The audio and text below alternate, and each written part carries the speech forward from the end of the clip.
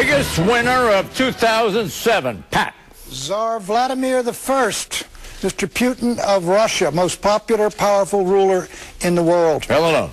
Barack Obama ends the year on a high note. Whether or not he wins the nomination almost doesn't matter. He gave up smoking. Monica. 12 months ago, the war looked irretrievably lost. Today, it's turning around. We've been 6.5 years without another terrorist attack. If we can make another 12 months, George W. Bush will be regarded very favorably by historians. He's the winner. He's the winner? Winner of 2007. How audacious can you get? Counterintuitive, John. Clarence. Well, speaking of counter, the big winner was obviously Al Gore. He won about everything you could win this year. I mean, after the Oscar and the Nobel, where do you go? President of the world, Al Gore. The envelope, please, Monica. Yes, dear. I noticed you were staring at my jacket. I'm blind, John. I'm blinded. What did you say about my jacket earlier? I said there's some horse at Pimlico who's freezing tonight, John, because his blanket is gone. Doubtless a stallion. The biggest winner of 2007, let's see what we have here. Russia, the nation of Russia.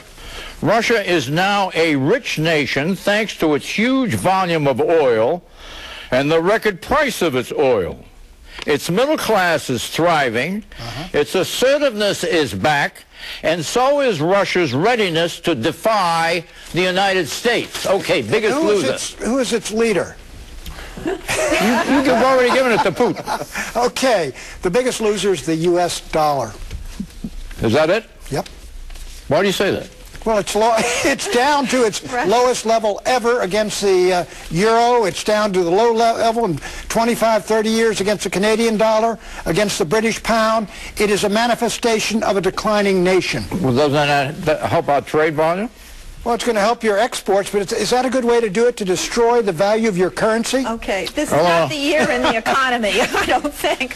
Biggest loser, Alberto Gonzales. He lived the life of the American dream and had to resign as Attorney General in disgrace. Monica. Biggest loser, Eliot Spitzer. He went from a landslide to a mudslide. What's he polling at? 27%. He won 12 months ago with 70% of the vote. Clarence.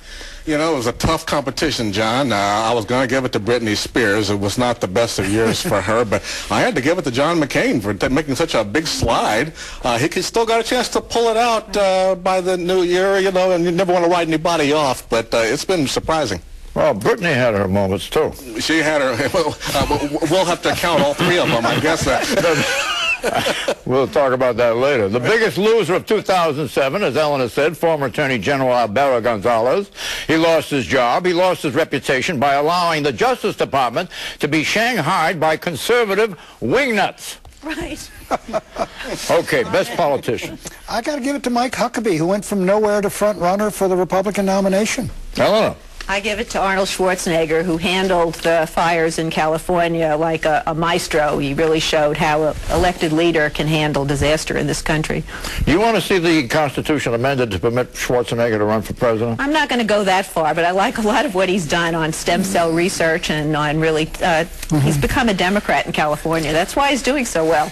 I agree. I'm giving the same award for best politician to Arnold Schwarzenegger for a different reason, because he's done the impossible. He's taken the California Democratic Party and made it invisible. By sacrificing his own credential as a Well, Republican. he's a Republican in name only, but he's still a Republican. Clarence. It was doing pretty good beforehand, I think. But, you know, Huckabee and Obama both did a great job here toward the end of the year of pulling numbers around. But I have to hand some props to Tom Tancredo. I thought he was a crackpot initially when he was saying that, you know, if you want to get your issue out there in front, you got to run for president. But, you know, this immigration issue has definitely risen on the scale. Best politician of 2007, Senator Barack Obama. He announced 10 months ago, in February '07, his rise from a backbencher to a political celebrity has been meteoric, seldom seen on the American scene. Win or lose in Iowa, Obama has staked out his place as a long-term national political player. Okay, worst politician, Pat. It's a collective award. The Congress of the United States came in with enormous momentum. It was going to change everything. It is now down to 11% approval. The award is accepted by Nancy Pelosi and Harry Reid together. Eleanor. Worst politician Fred Thompson. He came in ballyhooed as the second coming of Ronald Reagan, and he let the golden moment pass.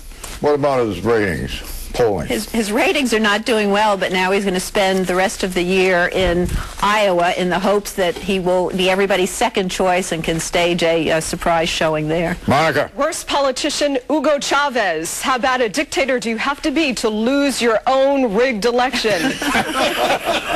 Clarence. That's pretty good. Well, you beat me to Fred Thompson, I have to say, you know, but also Joe Biden, bless his heart. I mean, a foreign policy expert par excellence, but at a time when that's really the important issue, somehow he hadn't been able to get it off the ground. Worst politician, George W. Bush. His approval rating has stayed mired in the low 30s. And with Iraq, he has set up the Republican Party for major losses in 2008. Okay,